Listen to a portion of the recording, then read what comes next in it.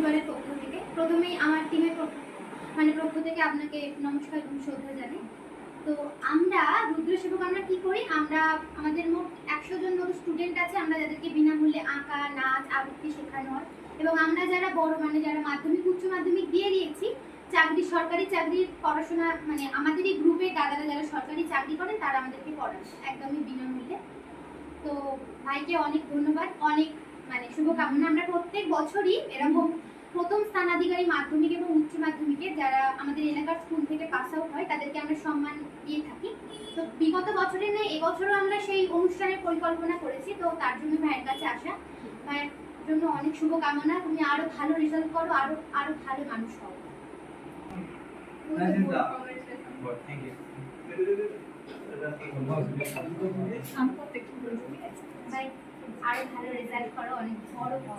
আমাদের গ্রুপের তরফ থেকে তোমার কাছে একটাই বক্তব্য, তোমার কাছে যে সমস্ত বইপত্রাদি আছে